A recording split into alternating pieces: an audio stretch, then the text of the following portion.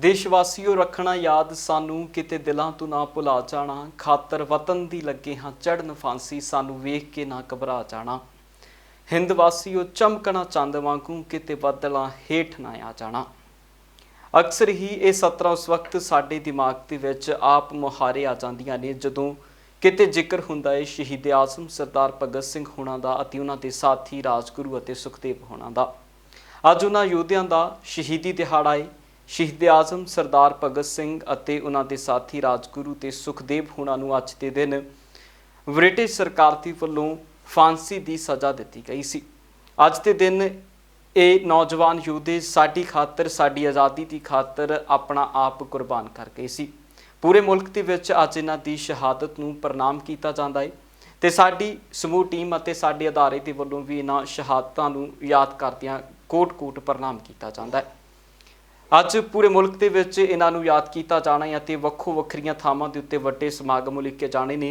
खास तौर दे उत्ते किसान जथेबंदियां दे वल्लों भी शहीद आज़म सरदार भगत सिंह अते उन्हां दे साथियां नूं याद करदिआं उन्हां दे जद्दी पिंड खटकल कलां दे विच अज बहुत वड्डा समागम रखिया गया, जिस समागम दे विच नौजवानां नूं पहुंचण दी भी अपील उन्हां दे वल्लों कीती गई है। अज पूरे मुल्क दे विच इन्हां सारे ही शहीदां नूं वक्खो वक्खरे समागमां दे विच याद कीता जाएगा। ਤੇ ਹੁਣ रुख करते हैं खास ਅਤੇ ਤਾਜ਼ਾ सियासी खबरों की ਵੱਲ। सब तो पहला रुख सीधा करांगे आम आदमी पार्टी के ਵੱਲੋਂ ਕੀਤੀ ਗਈ किसान रैली ਦੇ ਵਿੱਚ ਸੁਖਵੀਰ ਸਿੰਘ ਬਾਦਲ ਦੇ कोरोना पॉजिटिव होने ਨੂੰ ਲੈ ਕੇ ਮਾਸਟਰ ਬਲਦੀਪ ਸਿੰਘ ਹੁਣਾਂ ਦੇ ਵੱਲੋਂ ਕੀਤੀ ਗਈ ਟਿੱਪਣੀ ਤੋਂ ਬਾਅਦ सियासी ਗਲਿਆਰਿਆਂ ਦੇ ਵਿੱਚ ਕਾਫੀ ਵੱਡੇ ਬਿਆਨਾਂ ਦੀ ਝੜੀ ਲੱਗ ਗਈ ਹੈ। ਮਾਸਟਰ ਬਲਦੀਪ ਸਿੰਘ ਹੁਣਾਂ ਦਾ ਪਹਿਲਾ ਬਿਆਨ ਸੁਣਾਵਾਂਗੇ, ਜਿਸ ਬਿਆਨ ਦੇ ਵਿੱਚ ਮਾਸਟਰ ਬਲਦੀਪ ਸਿੰਘ ਨੇ ਖਾਸ ਤੌਰ ਤੇ ਉੱਤੇ ਸੁਖਵੀਰ ਸਿੰਘ ਬਾਦਲ ਨੂੰ ਲੈ ਕੇ ਟਿੱਪਣੀ ਕੀਤੀ ਹੈ। ਸਾਥੀਓ, ਆ ਥੋੜੇ ਦਿਨ ਪਹਿਲਾਂ सुखबीर बादल ने एक इत्थे रैली की है बाझे दे विच, उन्होंने कोरोना हो गया। सुखबीर बादल नूं कोरोना हो गया। मारो ताड़ियां दब के, और ताड़ियां मार दो दब के। कोरोना हो गया, शायद रब सुन ले, छेती सुन ले, क्योंकि साडे लखां नौजवान लखां किसान सानू उन्होंने खराब खत्म कर दिते ने। उल्टा सो कहता भी केजरीवाल नूं पंजाब दे अंदर ना वड़न दो, कोरोना फैला दूगा। मैं उन्होंने पूछना चाहना कि सुखबीर बादल तू ये गल कहना केजरीवाल कोरोना लेके आवेगा? वो शर्म कर, शर्म। कोरोना तू पहला ही पंजाब दे विच लेके बैठा, तेरे कोल पहला कोरोना है, पहला तू आपदा वाला कोरोना ठीक कर। उधर सुखवीर सिंह बादल बारे की गई टिप्पणी तो बाद अकाली दल के आगू मनजिंदर सिंह सिरसा ने इसका जवाब दिता है ते नाल ही सुखवीर सिंह बादल के हक दे विच कांग्रेसी आगू राजकुमार वेरका भी पुगते ने। उन्हों का कहना है कि बेशक असी सियासी तौर के उत्ते एक दूजे के विरोधी होइए, पर समाजिक जीवन के विच सानू एक दूजे के खिलाफ अजिही भावनावां नहीं रखनियां चाहिए। देखो, मैं तो की कह सकदा, जो उन्होंने उन्होंने सोच के मुताबिक किया, जैसे लोगों की संगत करते हैं, जैसी पार्टी की संगत करते हैं, जैसे पार्टी प्रधान की संगत करते हैं, उन्होंने वास्ते यहो जी कामना करना कि सरदार सुखबीर सिंह बादल कोरोना नाल बीमार ने और उन्होंने बारे माड़ा बोलना, माड़ा सोचना और फिर ताड़ी बजवानी भी इस तरह हो जाए, तो ये उन्होंने सोच हो सकती है। इंसान नूं उस अकाल पुरख की रजा च रहना सीखना चाहिए और हमेशा ही गुरु का सिख जिहड़ा है वो सरबत दे भले की गल करता है, वो कभी भी अपने दुश्मन के बारे भी माड़ा नहीं सोचता। पर जिहड़े लोग सोचते हैं उन्होंने सोच नूं मुबारक होवे। देखो, मैं कहूँगा कि दुश्मन नूं कोरोना होए तो खुशी ना करिए, तो सज्जना नूं भी हो जाना। भाई ये महामारी है, किसी नूं भी हो सकती है। ये तालियां बजाउण दी की लोड़ है भाई? तुहानूं तुसीं खुशी मनाउण दी की लोड़ है? ये साडी सांझी वारता का हिस्सा नहीं। असी राजनीतिक विरोधी किसी दे हो सकते हैं, परसनल तौर पर असी हर एक दे दोस्तां और हर एक दी खैर मनाने हैं, हर एक दी तंदुरुस्ती की कामना करते हैं और असी सुखबीर बादल जी की तंदुरुस्ती की कामना करते हैं। और मैं समझना कि घटिया राजनीति का ये नतीजा आम आदमी पार्टी का है और मास्टर बलदेव सिंह होरां नूं माफ़ी मंगनी चाहिए। उधर बीते दिनी जो अरविंद केजरीवाल पंजाब पहुंचे सी, तो उस दरम्यान जिस जहाज़ के विच सवार होकर अरविंद केजरीवाल पंजाब के वाल रवाना हुई सी, उस जहाज़ के विच अमृतसर तो सांसद गुरजीत सिंह औजला भी सन। उन्होंने इस दरम्यान अरविंद केजरीवाल के नाल कई खास गल्लां कीतियां ते उन्होंने खास तौर उत्ते कहा कि मैं अपील की अरविंद केजरीवाल नूं कि आपां सियासत उत्ते उठ के किसानां दा साथ दईए तां जो उन्हां दे नाल कोई भी नाइंसाफी ना हो सके। देखो, आम आदमी पार्टी जीत सके, वो भी इलैक्शन लड़े, वो अपने एजेंडे दसे, ਪੁੱਛਾਂਗੇ ਨਾ ਜਦੋਂ ਕੇਜਰੀਵਾਲ ਸਾਹਿਬ ਆਉਣਗੇ। ਕੱਲ ਆਏ ਸੀ ਮੈਂ ਦੱਸਦਾ ਨਾ ਕੇਜਰੀਵਾਲ ਸਾਹਿਬ, ਹੁਣ ਦੇਖੋ ਤੁਸੀਂ, ਮੈਂ ਇੱਕ ਫਲਾਈਟ 'ਚ ਆਏ ਆ, ਗੱਲਾਂ ਬਾਤਾਂ ਕਰਦੇ ਆਏ ਆ, ਅੱਗੇ ਤੱਕ ਆਏ। ਦੇਖੋ ਮੈਂ ਇਹ ਕਹੂੰਗਾ ਜਿੱਦਾਂ ਪਿੰਡ ਨੇ ਉਦਾਂ ਹੀ ਇਹ ਨੇ। ਅਸੀਂ ਸਾਡੇ ਰਾਜਨੀਤਿਕ ਵਿਰੋਧ ਹੈਗੇ ਨੇ, ਰਾਜਨੀਤਿਕ ਵਿਰੋਧ ਵੀ ਵਿਚਾਰਧਾਰਾ ਦੇ ਨੇ, ਉਹ ਹਮੇਸ਼ਾ ਹੀ ਰਹਿਣਗੇ, ਉਹਦੇ 'ਚ ਅਸੀਂ ਕਦੀ ਲਿਹਾਜ਼ ਨਹੀਂ ਕਰਨਾ। ਹੁਣ ਮੈਂ ਕੇਜਰੀਵਾਲ ਸਾਹਿਬ ਨੇ ਇਹੀ ਗੱਲ ਕਹੀ ਸੀ ਉਹਨਾਂ ਨੂੰ ਕਿ ਤੁਸੀਂ ਦਿੱਲੀ ਤੋਂ 200 ਕਿਲੋਮੀਟਰ ਐਂ ਚਲੇ ਜਾਂਦੇ, 200 ਐਂ ਨੂੰ ਚਲੇ ਜਾਂਦੇ ਜੇ, 500 ਇੱਧਰ ਨੂੰ ਚਲੇ ਜਾਂਦੇ ਜੇ। ਤੁਸੀਂ ਦਿੱਲੀ 'ਚ ਐਸੈਂਸ਼ੀਅਲ ਕਮੋਡਿਟੀ ਐਕਟ ਦਾ, ਜ਼ਰੂਰੀ ਵਸਤਾਂ ਸੋਧ ਬਿੱਲ ਦਾ ਸਭ ਤੋਂ ਵੱਡਾ ਪ੍ਰਭਾਵ ਦਿੱਲੀ ਨੂੰ ਪੈਣਾ, ਕਿਉਂਕਿ ਉਹ ਤਾਂ ਸ਼ਹਿਰੀ ਬੰਦਾ ਆ, ਉਹਦਾ ਕਿਸਾਨੀ ਨਾਲ ਵਾਹ ਕੋਈ ਨਹੀਂ। ਉਹਦੇ 'ਚ ਜੇ ਉਹ ਇਲੈਕਟ ਲਾਗੂ ਹੁੰਦਾ ਆ ਤੇ ਆਟਾ 100 ਰੁਪਏ ਕਿਲੋ ਮਿਲੇਗਾ ਹੀ ਮਿਲੇਗਾ। ਮਹਿੰਗਾਈ ਉਹਦੀ ਘੱਟੋ ਘੱਟ ਜਿੰਨੀ ਮਰਜ਼ੀ, ਕਿਉਂਕਿ ਉਹਨਾਂ ਦਾ ਕੋਈ ਲਗਾਮ ਹੀ ਨਹੀਂ ਹੈ ਕਿ ਜਿੰਨੀ ਮਰਜ਼ੀ ਵਧਾ ਸਕਦੇ ਆ। ਤੇ ਕੇਜਰੀਵਾਲ ਸਾਹਿਬ ਦੀ ਕੌਂਸਟੀਚੁਐਂਸੀ 'ਚ ਅਸੀਂ ਧਰਨਾ ਲਾ ਕੇ ਜੰਤਰ ਮੰਤਰ ਤੇ ਬੈਠੇ ਆ। ਕੇਜਰੀਵਾਲ ਸਾਹਿਬ ਦੱਸਣ ਵੀ ਇੱਕ ਦਿਨ ਵੀ ਪ੍ਰਦਰਸ਼ਨ ਦਿੱਲੀ 'ਚ ਹੋਇਆ ਹੋਵੇ ਕਿਸਾਨੀ ਦੇ ਹੱਕ 'ਚ, ਉੱਥੇ ਤਾਂ ਉਹਨਾਂ ਦਾ ਕੇਡਰ ਹੈਗਾ ਸੀ। ਬਾਹਰ ਤਾਂ ਚਲੋ ਮੰਨਿਆ ਵੀ ਕੇਡਰ ਨਹੀਂ ਹੈਗਾ, ਜਿੱਥੇ ਕੇਡਰ ਆ ਉੱਥੇ ਤੁਹਾਡਾ ਪ੍ਰਦਰਸ਼ਨ ਨਹੀਂ, ਜਿੱਥੇ ਕੇਡਰ ਨਹੀਂ ਉੱਥੇ ਜਾ ਕੇ ਤੁਸੀਂ ਰੈਲੀਆਂ ਕਰਕੇ ਕਹਿ ਰਹੇ ਜੇ ਮੈਂ ਕਿਸਾਨੀ ਲਈ ਕੰਮ ਕਰ ਰਿਹਾ। ਇਹ ਗੱਲ ਬਣਦੀ ਹੈ? ਠੀਕ ਹੈ, ਦੇਖੋ ਉਹ ਰਾਜਨੀਤੀ ਕਰਦੇ ਆ। ਰਾਜਨੀਤਿਕ ਪਾਰਟੀ ਜਿਹੜੀ ਵੀ ਹੁੰਦੀ ਆ ਉਹਨੇ ਆਪਣੀ ਅਗਲਾ ਫਿਊਚਰ ਦਾ ਪਲਾਨ ਦੱਸਣਾ ਹੁੰਦਾ, ਉਹ ਦੱਸਣ। ਇਹ ਲੋਕਾਂ ਨੇ ਡਿਸਾਈਡ ਕਰਨਾ, ਉਹ ਰੱਖਣਾ ਨਹੀਂ ਰੱਖਣਾ ਇਹ ਲੋਕੀ ਡਿਸਾਈਡ ਕਰਨਗੇ। ਬਾਕੀ ਜਦੋਂ ਤੱਕ ਕਿਸਾਨੀ ਦਾ ਮਸਲਾ ਆ, ਆਮ ਆਦਮੀ ਪਾਰਟੀ ਦਾ ਹੁਣ ਨਵਾਂ ਭਗਵੰਤ ਮਾਨ ਜੀ ਹੁਣ ਜਿਹੜਾ ਉਹ ਬਿੱਲ ਦੇ ਵਿੱਚ ਹਮਾਇਤ ਕੀਤੀ, ਤੀਜੇ ਬਿੱਲ ਦੀ ਕਿਉਂ ਕਰਦੇ ਆ? ਕੀ ਗੱਲ ਇਕੱਲੀ ਕਿਸਾਨਾਂ ਦਾ ਮਸਲਾ? ਜਿਹੜੇ ਆ 3 ਕਾਨੂੰਨ ਨੇ ਇਹ ਕਿਸਾਨ, ਮਜ਼ਦੂਰ ਤੇ ਆਮ ਆਦਮੀ ਨੂੰ ਪ੍ਰਭਾਵਿਤ ਕਰਦੇ ਨੇ, ਇਕੱਲੇ ਕਿਸਾਨ ਦਾ ਮਸਲਾ ਨਹੀਂ ਗਏ। ਉਧਰ ਅਰਵਿੰਦ ਕੇਜਰੀਵਾਲ ਦੀ ਪੰਜਾਬ ਫੇਰੀ ਤੋਂ ਬਾਅਦ ਵੱਖਰੀ ਸਿਆਸਤ ਸ਼ੁਰੂ ਹੋ ਗਈ ਹੈ। ਪੰਜਾਬ ਦੇ ਵਿੱਚ ਅਰਵਿੰਦ ਕੇਜਰੀਵਾਲ ਦੀ ਫੇਰੀ ਦੇ ਉੱਤੇ ਕੀਤੀ ਗਈ ਟਿੱਪਣੀ ਰਾਜਕੁਮਾਰ ਵੇਰਕਾ ਦੀ ਸੁਣਾਵਾਂਗੇ। ਰਾਜਕੁਮਾਰ ਵੇਰਕਾ ਨੇ ਅਰਵਿੰਦ ਕੇਜਰੀਵਾਲ ਦੀ ਵੱਲੋਂ ਕੈਪਟਨ ਅਮਰਿੰਦਰ ਸਿੰਘ ਨੂੰ ਲੈ ਕੇ ਜੋ ਕੁਝ ਕਿਹਾ ਗਿਆ ਹੈ ਉਹਨਾਂ ਚੀਜ਼ਾਂ ਦਾ ਖੰਡਨ ਕੀਤਾ ਗਿਆ। ਬਈ ਕੇਜਰੀਵਾਲ ਸਾਹਿਬ ਇਹ ਕਹਿ ਰਹੇ ਕਿ ਦਿੱਲੀ ਦੇ ਵਿੱਚ ਬੜਾ ਉਹਨਾਂ ਨੇ ਕੰਮ ਕਰਾਇਆ, ਜਿਹਨੂੰ ਕਹਿੰਦੇ ਨਾ ਗੱਲੀ ਬਾਤੀ ਮੈਂ ਵੱਡੀ ਤੇ ਕਰਤੂਤੀ ਮੇਰੀ ਜਠਾਣੀ। ਬਈ ਹੈਰਾਨਗੀ ਇਸ ਗੱਲ ਦੀ ਹੈ ਕਿ ਇਹ ਸਾਰਾ ਖੱਟਿਆ ਇਹ ਸ਼ੀਲਾ ਦੀਕਸ਼ਿਤ ਦਾ ਖਾ ਰਹੇ ਹੈ। ਬਈ ਮੈਟਰੋ ਕਿਹਨੇ ਬਣਾਈ? ਸ਼ੀਲਾ ਦੀਕਸ਼ਿਤ ਨੇ। ਜਿਨੇ ਐਲੀਵੇਟਡ ਰੋਡ ਬਣਾਏ ਉਹ ਕਿਹਨੇ ਬਣਾਏ? ਸ਼ੀਲਾ ਦੀਕਸ਼ਿਤ ਨੇ। ਜਿਨੇ ਕਾਲਜ ਯੂਨੀਵਰਸਿਟੀਆਂ ਕਿਹਨੇ ਬਣਾਈਆਂ? ਸ਼ੀਲਾ ਦੀਕਸ਼ਿਤ ਨੇ। ਜਿਨੇ ਹਸਪਤਾਲ ਬਣਾਏ ਉਹ ਸ਼ੀਲਾ ਦੀਕਸ਼ਿਤ ਨੇ। ਤੁਸੀਂ ਕੋਈ ਹਸਪਤਾਲ ਬਣਾਇਆ, ਕੋਈ ਯੂਨੀਵਰਸਿਟੀ ਬਣਾਈ, ਕੋਈ ਕਾਲਜ ਬਣਾਇਆ ਤੇ ਇਹ ਗੱਲ ਦੱਸ ਦਿਓ। ਕੋਈ ਮੈਟਰੋ ਚਲਾਈ, ਕੋਈ ਪੁਲ ਬਣਾਇਆ? ਬਈ ਜਿੰਨਾ ਕੁਝ ਬਣਾਇਆ ਇਹ ਕਾਂਗਰਸ ਦੀ ਸਰਕਾਰ ਦੇ ਟਾਈਮ ਤੇ ਸ਼ੀਲਾ ਦੀਕਸ਼ਿਤ ਨੇ ਬਣਾਇਆ। ਔਰ ਕੇਜਰੀਵਾਲ ਸਾਹਿਬ ਇਹ ਮੋਦੀ ਦੇ ਛੋਟੇ ਭਰਾ ਇਹ ਜੁਮਲੇਬਾਜ਼ੀ ਕਰਦੇ ਆ। ਤੁਸੀਂ ਦੇਖਿਆ ਹੋਵੇਗਾ ਕਿ ਇੱਥੇ ਆ ਕੇ ਵੀ ਮੋਦੀ ਦੀ ਤਰਜ਼ ਦੇ ਉੱਪਰ ਸਵਾਲਾਂ ਦੇ ਜਵਾਬ ਮੰਗਦੇ ਸੀ ਮੋਦੀ ਤੇ ਜਿਹੜਾ ਕੇਜਰੀਵਾਲ ਉਹ ਭਾਈ। ਉਧਰ ਬੀਤੇ ਦਿਨੀ ਸੰਸਦੀ ਕਮੇਟੀ ਦੇ ਵੱਲੋਂ 3 ਖੇਤੀ ਕਾਨੂੰਨਾਂ ਦੇ ਵਿੱਚੋਂ ਜਿਨ੍ਹਾਂ ਖੇਤੀ ਕਾਨੂੰਨਾਂ ਨੂੰ ਲੈ ਕੇ ਲਗਾਤਾਰ ਕਿਸਾਨ ਦਿੱਲੀ ਦੇ ਬਾਰਡਰਾਂ ਦੇ ਉੱਤੇ ਡਟੇ ਹੋਏ ਨੇ ਅਤੇ ਉਹਨਾਂ ਬਾਰਡਰਾਂ ਦੇ ਉੱਤੇ ਬੈਠੇ 3 ਖੇਤੀ ਕਾਨੂੰਨਾਂ ਦੇ ਖਿਲਾਫ ਪ੍ਰਦਰਸ਼ਨ ਕਰ ਰਹੇ ਨੇ। ਇਹਨਾਂ 3 ਬਿੱਲਾਂ ਦੇ ਵਿੱਚੋਂ ਸੰਸਦੀ ਕਮੇਟੀ ਦੇ ਵੱਲੋਂ ਇੱਕ ਕਾਨੂੰਨ ਨੂੰ ਲਾਗੂ ਕਰਨ ਦੀ ਸਿਫਾਰਿਸ਼ ਕੀਤੀ ਗਈ ਹੈ। ਇਸ ਦੇ ਵਿੱਚ ਖਾਸ ਤੌਰ ਦੇ ਉੱਤੇ ਭੰਡਾਰਨ ਦਾ ਵੱਡਾ ਕਾਨੂੰਨ ਰਿਹਾ, ਜਿਸ ਨੂੰ ਲੈ ਕੇ ਕਿਸਾਨਾਂ ਨੇ ਵੀ ਇਤਰਾਜ਼ ਜਤਾਇਆ ਸੀ। ਇਸ ਕਾਨੂੰਨ ਦੇ ਤਹਿਤ ਕਿਸੇ ਨੂੰ ਵੀ ਕਿਸੇ ਸੀਮਤ ਗਿਣਤੀ ਦੇ ਤੱਕ ਕਿਸੇ ਵੀ ਤਰ੍ਹਾਂ ਦਾ ਪਦਾਰਥ ਇਕੱਠਾ ਕਰਨ ਦੀ ਅਨੁਮਤੀ ਦਿੱਤੀ ਜਾਂਦੀ ਹੈ। ਇਸ ਨੂੰ ਲੈ ਕੇ ਕਿਸਾਨ ਲਗਾਤਾਰ ਪ੍ਰਦਰਸ਼ਨ ਦੇ ਉੱਤੇ ਨੇ, ਪਰ ਉਧਰ ਦੂਜੇ ਪਾਸੇ ਕੇਂਦਰੀ ਸੰਸਦੀ ਕਮੇਟੀ ਦੇ ਵੱਲੋਂ ਇਸ ਨੂੰ ਲਾਗੂ ਕਰਵਾਉਣ ਦੀ ਸਿਫਾਰਿਸ਼ ਕੀਤੀ ਗਈ ਸੀ। ਦੱਸਦੀ ਹੈ ਕਿ ਇਸ ਕਮੇਟੀ ਦੇ ਵਿੱਚ ਸਾਰੀਆਂ ਵਿਰੋਧੀ ਧਿਰਾਂ ਦੇ ਆਗੂ ਮੌਜੂਦ ਸੀ, ਜਿਨ੍ਹਾਂ ਦੇ ਵਿੱਚੋਂ ਆਮ ਆਦਮੀ ਪਾਰਟੀ ਦੇ ਭਗਵੰਤ ਮਾਨ ਵੀ ਮੌਜੂਦ ਸੀ। ਭਗਵੰਤ ਮਾਨ ਦੀ ਇਸ ਕਮੇਟੀ ਦੇ ਵਿੱਚ ਹੋਣ ਦੇ ਉੱਤੇ ਹੀ ਸਿਆਸਤ ਸ਼ੁਰੂ ਹੋਈ ਹੈ। ਅਕਾਲੀ ਦਲ ਦੀ ਮਹਿਲਾ ਆਗੂ ਹਰਸਿਮਰਤ ਕੌਰ ਬਾਦਲ ਦੇ ਵੱਲੋਂ ਭਗਵੰਤ ਮਾਨ ਨੂੰ ਇਸ ਤੇ ਕਾਫੀ ਤਿੱਖੇ ਸਵਾਲ ਪੁੱਛੇ ਗਏ ਨੇ। ਕਿ ਕੁਝ ਹਰਸਿਮਰਤ ਕੌਰ ਬਾਦਲ ਨੇ ਕਿਹਾ ਉਹ ਸੁਣਦੇ ਹਾਂ। ਕਿ 26 ਨਵੰਬਰ ਨੂੰ ਜਦ ਕਿਸਾਨ ਦਾ ਅੰਦੋਲਨ ਦਿੱਲੀ ਵਿੱਚ ਸ਼ੁਰੂ ਹੋਣਾ ਸੀ, 24 ਤਰੀਕ ਨੂੰ ਤੁਸੀਂ ਇਹ ਤਿੰਨੋਂ ਕਾਲੇ ਕਾਨੂੰਨ ਨੋਟੀਫਾਈ ਦਿੱਲੀ ਵਿੱਚ ਕਰਾਏ, ਇਹ ਰਿਕਾਰਡ 'ਚ ਹੈ। ਤੇ ਜਦ ਅੰਦੋਲਨ ਚੱਲਿਆ ਜਾ ਕੇ ਤੁਸੀਂ ਉੱਥੇ ਧਰਨੇ 'ਚ ਜਾਣ ਦਾ ਡਰਾਮਾ ਕੀਤਾ। ਬਹੁਤ ਆਪਣੀ ਪੀਠ ਤੁਸੀਂ ਥਪਥਪਾਈ ਕੇਜਰੀਵਾਲ ਸਾਹਿਬ ਕਿ ਮੈਂ ਇੱਥੇ ਜਿਹੜੇ ਆਪਣੇ ਹੈਗੇ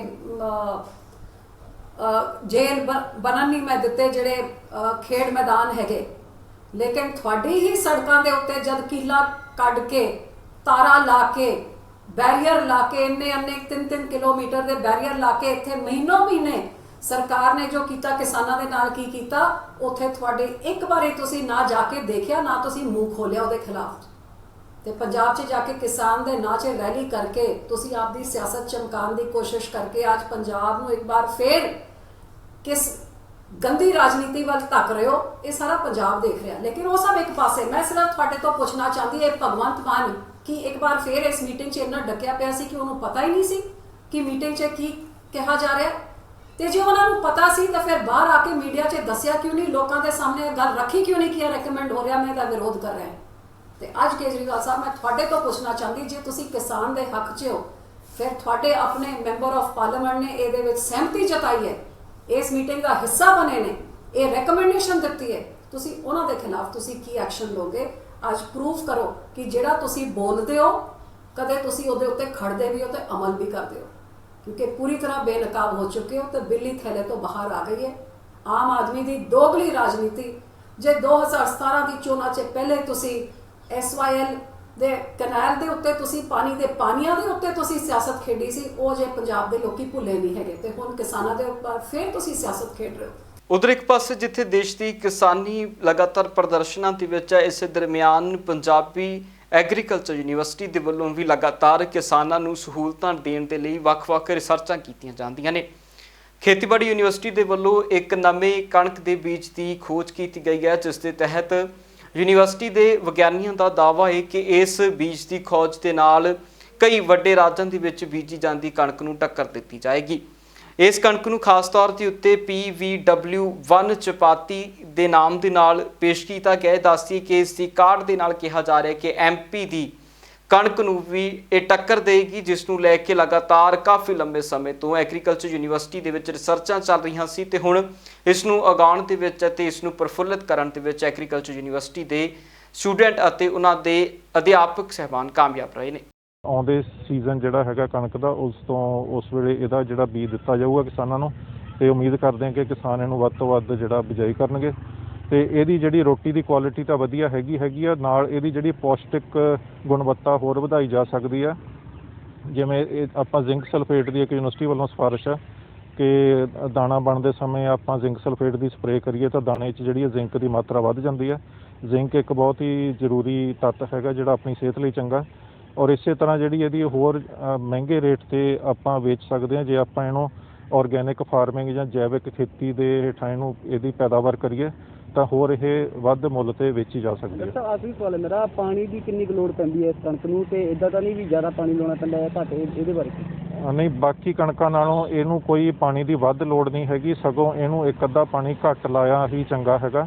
ਔਰ ਇਹਦੀ ਕੁਆਲਿਟੀ ਬਰਕਰਾਰ ਰੱਖਣ ਲਈ, ਔਰ ਜਿਵੇਂ ਆਪਾਂ ਕਹਿ ਲਈਏ ਵੀ ਆਪਾਂ ਵੱਧ ਪਾਣੀ ਨਾਲ ਤਾਂ ਕਣਕ ਦੀ ਕੁਆਲਿਟੀ ਕੋਈ ਥੋੜ੍ਹਾ ਜਿਹਾ ਉਹਦੇ 'ਚ ਨੁਕਸਾਨ ਹੀ ਹੁੰਦਾ ਤੇ ਨਾਲੇ ਡਿੱਗਣ ਦਾ ਵੀ ਡਰ ਰਹਿੰਦਾ, ਤਾਂ ਇਹਦੀ ਵਧੀਆ ਕੁਆਲਿਟੀ ਲੈਣ ਲਈ ਬਾਕੀ ਕਣਕਾਂ ਨਾਲੋਂ ਇੱਕ ਅੱਧਾ ਪਾਣੀ ਇਹਨੂੰ ਘੱਟ ਹੀ ਲਾਉਣਾ ਚਾਹੀਦਾ ਹੈ। ਉਧਰ ਪੰਜਾਬ ਖੇਤੀਬਾੜੀ ਯੂਨੀਵਰਸਿਟੀ ਦੇ ਮੌਸਮ ਵਿਭਾਗ ਦੇ ਵੱਲੋਂ ਦੂਜੇ ਪਾਸੇ ਕਿਸਾਨਾਂ ਨੂੰ ਚੇਤਾਵਨੀ ਵੀ ਦੇ ਦਿੱਤੀ ਗਈ ਹੈ। ਉਹਨਾਂ ਨੇ ਚੇਤਾਵਨੀ ਮੀਂਹ ਨੂੰ ਲੈ ਕੇ ਦਿੱਤੀ ਹੈ। ਉਹਨਾਂ ਦਾ ਕਹਿਣਾ ਸੀ ਕਿ ਲਗਾਤਾਰ ਪੰਜਾਬ ਦੇ ਵਿੱਚ ਆਉਣ ਵਾਲੇ ਦਿਨਾਂ ਦੇ ਵਿੱਚ ਮੀਂਹ ਦਾ ਮੌਸਮ ਰਹੇਗਾ ਤੇ ਪੰਜਾਬ ਦੇ ਵਿੱਚ ਕਾਫੀ ਹਨੇਰੀ ਵੀ ਵੇਖਣ ਨੂੰ ਮਿਲ ਸਕਦੀ ਹੈ। ਇਸ ਕਰਕੇ ਇਸ ਦਰਮਿਆਨ ਕਣਕ ਦੀ ਵਾਢੀ ਨਾ ਕੀਤੀ ਜਾਵੇ ਤਾਂ ਜੋ ਇਸ ਦੇ ਨਾਲ ਬਹੁਤਾ ਨੁਕਸਾਨ ਨਾ ਹੋ ਸਕੇ। ਅਸੀਂ ਆਪਣੇ ਕਿਸਾਨ ਵੀਰਾਂ ਨੂੰ ਇਹ ਐਡਵਾਈਜ਼ਰੀ ਦਿੱਤੀ ਸੀ ਵੀ ਕਿਉਂਕਿ ਇਹ ਸਿਸਟਮ ਆ ਰਿਹਾ ਹੈ ਜਿਹੜਾ ਕਾਫੀ ਸਟਰੋਂਗ ਵੀ ਹੈ, ਇਸ ਕਰਕੇ ਜੇ ਤੁਸੀਂ ਆਪਣੇ ਫਸਲ ਦਾ ਕਟਾਈ ਦਾ ਕੋਈ ਵੀ ਆਪਰੇਸ਼ਨ ਇਸ ਵੇਲੇ ਕਰਨਾ ਚਾਹੁੰਦੇ ਹੋ ਤਾਂ ਉਹਨੂੰ ਥੋੜ੍ਹਾ ਜਿਹਾ ਰੋਕ ਲਓ, ਉਹਨੂੰ ਵਿਦਹੋਲਡ ਕਰ ਲਓ। ਤੇ ਜਦੋਂ ਇਹ ਸਿਸਟਮ 23 ਮਾਰਚ ਤੋਂ ਬਾਅਦ ਕਲੀਅਰ ਹੋ ਜਾਏਗਾ, ਫਿਰ ਉਹਦੇ ਬਾਅਦ ਕਲੀਅਰ ਹੈਗਾ, ਤੁਸੀਂ ਉਦੋਂ ਕਿਸੇ ਵੀ ਤਰ੍ਹਾਂ ਦਾ ਹਾਰਵੈਸਟਿੰਗ ਆਪਰੇਸ਼ਨ ਜਿਹੜਾ ਉਹ ਸ਼ੁਰੂ ਕਰੋ, ਕਿਉਂਕਿ ਇਹੋ ਜਿਹਾ ਮੌਸਮ ਜਿਹੜਾ ਹੈਗਾ ਉਹ ਕਟਾਈ ਵਾਸਤੇ ਅਨੁਕੂਲ ਨਹੀਂ ਹੁੰਦਾ ਹੈ। ਇਹਨਾਂ ਦਿਨਾਂ ਦੇ ਵਿੱਚ ਸਾਡੀ ਕਾਫੀ ਥਾਵਾਂ 'ਤੇ ਕਣਕ ਦੀ ਫਸਲ ਵੀ ਤਿਆਰ ਹੈ ਕਟਾਈ ਵਾਸਤੇ, ਨਾਲ ਦੇ ਨਾਲ ਸਰੋਂ ਦੀ ਫਸਲ ਜਿਹੜੀ ਹੈਗੀ ਆ ਮਸਟਰਡ ਹੈ ਉਹਦੀ ਕਟਾਈ ਚੱਲ ਰਹੀ ਹੈ, ਕਾਫੀ ਥਾਵਾਂ 'ਤੇ ਹੋ ਵੀ ਚੁੱਕੀ ਹੈ, ਕੁਛ ਇੱਕ ਜਿਹੜੀ ਰਹਿ ਵੀ ਗਈ ਹੈ। ਸੋ ਐਡਵਾਈਜ਼ਰੀ ਸਾਡੀ ਇਹੀ ਸੀ ਕਿ ਥੋੜ੍ਹੇ ਦਿਨ ਤੁਸੀਂ ਇਹਨੂੰ ਸਿਸਟਮ ਨੂੰ ਪਾਸ ਹੋ ਲੈਣ ਦਿਓ, ਉਹਦੇ ਬਾਅਦ ਆਪਣੇ ਆਪਰੇਸ਼ਨਸ ਅੰਡਰਟੇਕ ਕਰੋ। ਤੇ ਉਧਰ ਸਕੂਲ ਫੀਸਾਂ ਨੂੰ ਲੈ ਕੇ ਵੀ ਚੰਡੀਗੜ੍ਹ ਦੇ ਵਿੱਚ ਮਾਪਿਆਂ ਦੇ ਵੱਲੋਂ ਪ੍ਰਦਰਸ਼ਨ ਕੀਤਾ ਗਿਆ ਹੈ। ਮਾਪਿਆਂ ਦਾ ਕਹਿਣਾ ਹੈ ਕਿ ਸਕੂਲ ਫੀਸਾਂ ਦੇ ਲਈ ਕਾਫੀ ਪਰੇਸ਼ਾਨ ਕਰ ਰਹੇ ਨੇ। ਇਸ ਦਰਮਿਆਨ ਉਹਨਾਂ ਨੇ ਚੇਤਾਵਨੀ ਵੀ ਸਿੱਖਿਆ ਬੋਰਡ ਨੂੰ ਦਿੱਤੀ ਹੈ। ਉਹਨਾਂ ਦਾ ਕਹਿਣਾ ਹੈ ਕਿ ਜੇ ਲਗਾਤਾਰ ਇਸੇ ਤਰ੍ਹਾਂ ਫੀਸਾਂ ਦੀ ਮੰਗ ਹੁੰਦੀ ਰਹੀ ਤਾਂ ਉਹਨਾਂ ਦੇ ਵੱਲੋਂ ਕਰੜੇ ਕਦਮ ਚੁੱਕੇ ਜਾਣਗੇ। ਅਸੀਂ ਨਿਕੰਮੇ ਸਿੱਖਿਆ ਵਿਭਾਗ ਆ ਜਿਹੜੇ ਚੰਡੀਗੜ੍ਹ ਦੇ ਤੇ ਪੰਜਾਬ ਦੇ, ਅਸੀਂ ਪੇਰੈਂਟਸ ਦੀ ਤੇ ਬੱਚਿਆਂ ਦੀ ਸਕੂਲ ਫੀਸਾਂ ਦੇ ਮਾਮਲੇ 'ਚ ਹਜ਼ਾਰਾਂ ਅਰਜ਼ੀਆਂ ਨੂੰ ਦੇ ਚੁੱਕੇ ਹਾਂ, ਪਰ ਇਹ ਕਠਪੁਤਲੀ ਬਣਿਆ ਹੈ ਸਕੂਲ ਮਾਫੀਆ ਦਾ, ਕਿਉਂਕਿ ਅਰਬਾਂ ਰੁਪਏ ਦਾ ਬਿਜ਼ਨਸ ਹੈ। ਅੰਤ ਅਸੀਂ ਤੰਗ ਹੋ ਗਏ ਕਿ ਨਾ ਇਹ ਸਰਕਾਰੀ ਹੁਕਮਾਂ ਨੂੰ ਮੰਨਦੇ ਆ ਤੇ ਨਾ ਇਹ ਅਦਾਲਤਾਂ ਦੇ ਹੁਕਮਾਂ ਨੂੰ ਮੰਨਦੇ ਆ। ਮਾਫੀਆ ਹਜ਼ਾਰਾਂ ਕਰੋੜ ਦਾ ਉਹਦੇ ਕਾਰਨ ਕਠਪੁਤਲੀ ਬਣਿਆ। ਹੁਣ ਅਸੀਂ ਮੁੱਖ ਮੰਤਰੀ ਪੰਜਾਬ ਨੂੰ ਤੇ ਚੰਡੀਗੜ੍ਹ ਦੇ ਗਵਰਨਰ ਨੂੰ ਐਲਾਨ ਕਰਦੇ ਹਾਂ, ਚੇਤਾਵਨੀ ਦੇ ਰਹੇ ਹਾਂ ਕਿ ਜੇ ਤੁਸੀਂ ਸਿੱਖਿਆ ਅਧਿਕਾਰੀ ਨੂੰ ਨਾ ਸੁਧਾਰਿਆ, ਅਸੀਂ 31 ਤਰੀਕ ਤੋਂ ਬਾਅਦ ਸਰਕਾਰਾਂ ਨੂੰ ਤਾਲੇ ਭੇਜਾਂਗੇ ਤਾਂ ਕਿ ਨਿਕੰਮੇ ਸਿੱਖਿਆ ਵਿਭਾਗ ਦੇ ਅਧਿਕਾਰੀਆਂ ਦੇ ਦਫ਼ਤਰਾਂ ਨੂੰ ਖਾਲੀ ਕਰਾ ਕੇ ਉਹਨਾਂ ਦੀ ਬਦਲੀ ਕੀਤੀ ਜਾਵੇ ਅਫਸਰਾਂ ਦੀ, ਤੇ ਉਹਨਾਂ ਦਫ਼ਤਰਾਂ ਨੂੰ ਤਾਲੇ ਲਾਏ ਜਾਵੇ। ਸ਼ਰਤ ਸਾਡੀ ਇਹ ਹੈ ਕਿ ਜਿਹੜੇ ਤਾਲੇ ਉਹ ਮਾਪਿਆਂ ਦੇ ਹੋਣਗੇ, ਸਰਕਾਰ ਦੇ ਹੋਣਗੇ, ਪੈਸਾ ਅਸੀਂ ਦੇਵਾਂਗੇ ਤਾਲਿਆਂ ਦਾ, ਤੇ ਇਹ ਗਵਰਨਰ ਸਾਹਿਬ ਨੂੰ ਤੇ ਮੁੱਖ ਮੰਤਰੀ ਪੰਜਾਬ ਨੂੰ ਤੇ ਸਿੱਖਿਆ ਅਧਿਕਾਰੀ ਨੂੰ ਭੇਜ ਰਹੇ ਹਾਂ। ਸੋ ਨਹੀਂ ਹੈ, ਮੈਂ ਜਨਰਲ ਸੈਕਟਰੀ ਹਾਂ ਪੇਰੈਂਟ ਯੂਨਿਟੀ ਫॉर ਜਸਟਿਸ ਦਾ। ਅਸੀਂ ਸਰ ਕਰੀਬਨ ਸਾਲ ਹੋ ਚੱਲਾ ਹੈ ਜਿਹੜਾ ਆਪਣਾ ਗਵਰਨਰ ਸਾਹਿਬ ਦੇ ਆਰਡਰ ਨਿਕਲੇ ਸੀਗੇ ਕਿ ਵੀ ਟਿਊਸ਼ਨ ਫੀਸ ਬੱਚੇ ਪੇ ਕਰਨਗੇ। ਸੈਂਟਰ ਤੋਂ ਵੀ ਆਰਡਰ ਹੀ ਆਇਆ ਸੀ ਕਿ ਟਿਊਸ਼ਨ ਫੀਸ ਪੇ ਕਰਨਗੇ। ਅਸੀਂ ਉਸ ਦੇ ਰਿਗਾਰਡਿੰਗ ਇਹ ਜਿਹੜਾ ਸਾਡਾ ਡਿਪਾਰਟਮੈਂਟ ਹੈ ਆਪਣਾ ਐਜੂਕੇਸ਼ਨ ਡਿਪਾਰਟਮੈਂਟ, ਇਸ ਨੂੰ ਇੱਕ ਤਾਂ ਐਕਸਪੋਜ਼ ਕਰਨ ਵਾਲੇ ਹਾਂ ਅੱਜ। ਦੂਸਰੀ ਚੀਜ਼ ਹੈ ਅਸੀਂ ਇਹ ਚਾਹੁੰਦੇ ਹਾਂ ਕਿ ਵੀ ਇਹ ਡਿਪਾਰਟਮੈਂਟ ਬੰਦ ਕਰ ਦੇਣੇ ਚਾਹੀਦੇ ਨੇ। ਸਾਡੇ ਲੋਕਾਂ ਦੇ ਟੈਕਸਾਂ ਤੋਂ ਇਹ ਡਿਪਾਰਟਮੈਂਟਾਂ ਨੂੰ ਜਿਹੜਾ ਪੈਸਾ ਦਿੱਤਾ ਜਾ ਰਿਹਾ ਹੈ, ਠੀਕ ਹੈ ਨਾ, ਸੈਲਰੀਜ਼ ਦਿੱਤੀਆਂ ਜਾ ਰਹੀਆਂ, ਹੋਰ ਸਾਰਾ ਕੁਝ ਹੈ, ਉਹ ਸਿੱਧੀ ਗੱਲ ਸਾਡੇ ਪੈਸੇ ਦੀ ਮਤਲਬ ਵੇਸਟੇਜ ਹੈ, ਵੇਸਟੇਜ ਆਫ ਮਨੀ ਹੈ ਸਾਡੀ। ਸੋ ਉਸ ਵਾਈਜ਼ ਲਈ ਅਸੀਂ ਇਹ ਪ੍ਰੈਸ ਕਾਨਫਰੰਸ ਕਾਲ ਕੀਤੀ ਹੈ ਸਰ। ਤੇ ਹੁਣ ਰੁਕ ਕਰਾਂਗੇ ਸ਼੍ਰੀ ਦਰਬਾਰ ਸਾਹਿਬ ਦੇ ਪਵਿੱਤਰ ਸਰੋਵਰ ਦੇ ਵੱਲ। ਸ਼੍ਰੀ ਦਰਬਾਰ ਸਾਹਿਬ ਦੇ ਪਵਿੱਤਰ ਸਰੋਵਰ ਦੇ ਵਿੱਚ ਜਿਸ ਹੰਸਲਾ ਨਦੀ ਦੇ ਵਿੱਚੋਂ ਜਲ ਸਰੋਵਰ ਤੱਕ ਪਹੁੰਚਦਾ ਹੈ, ਉਸ ਨਦੀ ਦੇ ਹਾਲਾਤ ਪਿਛਲੇ ਕਈ ਦਿਨਾਂ ਤੋਂ ਸੁਰਖੀਆਂ ਦੇ ਵਿੱਚ ਰਹੇ ਨੇ, ਕਿਉਂਕਿ ਇੱਥੋਂ ਦੇ ਸਾਫ਼ ਸਫਾਈ ਦੇ ਪ੍ਰਬੰਧਾਂ ਦਾ ਧਿਆਨ ਨਹੀਂ ਸੀ ਦਿੱਤਾ ਜਾ ਰਿਹਾ, ਜਿਸ ਨੂੰ ਲੈ ਕੇ ਲਗਾਤਾਰ ਕਈ ਮੀਡੀਆ ਅਦਾਰਿਆਂ ਦੇ ਵੱਲੋਂ ਵੀ ਖਬਰਾਂ ਨਸ਼ਰ ਕੀਤੀਆਂ ਗਈਆਂ ਸੀ। ਇਸ ਨੂੰ ਲੈ ਕੇ ਹੁਣ 31 ਮਾਰਚ ਤੋਂ ਖਾਸ ਤੌਰ ਤੇ ਉੱਤੇ ਹੰਸਲਾ ਨਦੀ ਦੀ ਸਫਾਈ ਦਾ ਕਾਰਜ ਆਰੰਭਿਆ ਜਾਵੇਗਾ। ਇਸ ਦੀ ਸੇਵਾ ਖੁਦ ਕਾਰ ਸੇਵਾ ਦੇ ਆਗੂਆਂ ਦੇ ਵੱਲੋਂ ਲਈ ਗਈ। ਉਹਨਾਂ ਦਾ ਕਹਿਣਾ ਹੈ ਕਿ ਆਉਣ ਵਾਲੇ ਸਮੇਂ ਦੇ ਵਿੱਚ ਇਸ ਹੰਸਲਾ ਨਦੀ ਨੂੰ ਪੂਰੀ ਤਰ੍ਹਾਂ ਸਾਫ਼ ਕਰ ਦਿੱਤਾ ਜਾਏਗਾ। ਗੁਰੂ ਪਿਆਰਿਓ, ਇਹ ਆਪ ਜੀ ਨੂੰ ਜਾਣਕਾਰੀ ਖੁਸ਼ੀ ਹੋਵੇਗੀ ਕਿ ਜੋ ਆਪ ਜੀ ਇਸ ਟਾਈਮ ਨਹਿਰੀ ਸਿੱਖਾਂ ਵਾਲੀ ਨਹਿਰ ਦੇ ਕੰਢੇ ਦੇ ਉੱਤੇ ਜੋ ਸ੍ਰੀ ਹਰਿਮੰਦਰ ਸਾਹਿਬ ਨੂੰ ਜਲ ਜਾਂਦਾ ਹੈ, ਇਸੇ ਬਿਲਡਿੰਗ ਨੂੰ ਆਪਣੇ ਸ੍ਰੀ ਹਰਿਮੰਦਰ ਸਾਹਿਬ ਜੀ 5 ਸਰੋਵਰਾਂ ਨੂੰ ਜੋ ਜਲ ਜਾਂਦਾ ਹੈ, ਇਹਨੂੰ ਹੌਦ ਕਹਿੰਦੇ ਨੇ ਜੀ। ਇਸ ਦੀ ਲੰਬਾਈ ਅੰਦਾਜ਼ਾ 185 ਫੁੱਟ ਚੌੜੀ ਔਰ 55 ਫੁੱਟ ਲੰਬੀ ਇਸ ਦੀ ਲੰਬਾਈ ਚੜਾਈ ਹੈ ਜੀ। ਔਰ ਜਦੋਂ ਨਹਿਰ ਦੇ ਵਿੱਚ ਪਾਣੀ ਆਉਂਦਾ ਹੈ, ਨਹਿਰ ਦੇ ਵਿੱਚੋਂ ਪਹਿਲਾਂ ਇਸ ਹੌਦ ਦੇ ਵਿੱਚ ਆਉਂਦਾ ਜੀ। ਇਸ ਹੌਦ ਦੇ ਵਿੱਚ ਦੇਸੀ ਤਰੀਕੇ ਨਾਲ ਜਾਲੀਆਂ ਲੱਗੀਆਂ ਹੋਈਆਂ ਨੇ, ਜਿਹਦੇ ਵਿੱਚ ਦੀ ਜਲ ਪਹਿਲਾਂ ਜੋ ਇਹਦੇ 'ਚ ਡਸਟ ਵਗੈਰਾ ਹੁੰਦੀ ਹੈ ਉਹ ਇਸ ਦੇ ਵਿੱਚ ਜਮ੍ਹਾਂ ਹੋ ਜਾਂਦੀ ਹੈ ਜੀ। ਇਸ ਦੇ ਵਿੱਚੋਂ ਫਿਰ ਜਲ ਜਦੋਂ ਭਰ ਜਾਂਦਾ ਹੈ, ਜਿਵੇਂ ਕਿ ਪਾਣੀ ਪਿੱਛੋਂ ਨਹਿਰ ਦਾ ਸਪੀਡ ਦੇ ਵਿੱਚ ਆਉਂਦਾ ਜੀ, ਇਸ ਹੌਦ ਦੇ ਵਿੱਚ ਬਿਲਕੁਲ ਇੱਕ ਵਾਰ ਜ਼ੀਰੋ ਲਾਈਨ ਦੇ ਉੱਤੇ ਆ ਕੇ ਪਾਣੀ ਖਲੋ ਕੇ ਫਿਰ ਇੱਥੋਂ 5 ਸਰੋਵਰਾਂ ਦੀ ਜੋ ਹੰਸਲੀ ਹੈ ਉਹਦੇ ਵਿੱਚ ਦੀ ਹੁੰਦਾ ਹੋਇਆ ਜਿਹੜਾ ਘਿਓ ਮੰਡੀ ਦੇ ਉੱਤੇ ਹੌਦ ਹੈ, ਉਸ ਦੇ ਵਿੱਚੋਂ 3 ਥਾਂ ਤੇ ਡਿਵਲਟ ਹੋ ਜਾਂਦਾ ਹੈ। ਇੱਕ ਪਾਸੇ ਰਾਮਸਰ ਸਾਹਿਬ, ਵਿਵੇਕਸਰ ਸਾਹਿਬ ਜੀ, ਔਰ ਦੂਜੇ ਪਾਸੇ ਸੰਤੋਖਸਰ ਸਾਹਿਬ, ਔਰ ਤੀਜੇ ਪਾਸੇ ਸ੍ਰੀ ਸੱਚਖੰਡ ਹਰਿਮੰਦਰ ਸਾਹਿਬ। ਪੰਜਾਬ ਇਸ ਵੇਲੇ ਦੇ ਵਿੱਚ ਫਿਲਹਾਲ ਲਈ ਇੰਨਾ ਹੀ। ਫਿਰ ਮੁੜ ਹਾਜ਼ਰ ਹੋਵਾਂਗੇ ਨਵੀਆਂ ਤੇ ਤਾਜ਼ਾ ਅਪਡੇਟਸ ਦੇ ਨਾਲ। ਤਦ ਤੱਕ ਲਈ ਮੈਨੂੰ ਦੀ ਇਜਾਜ਼ਤ। ਬਹੁਤ ਬਹੁਤ ਧੰਨਵਾਦ।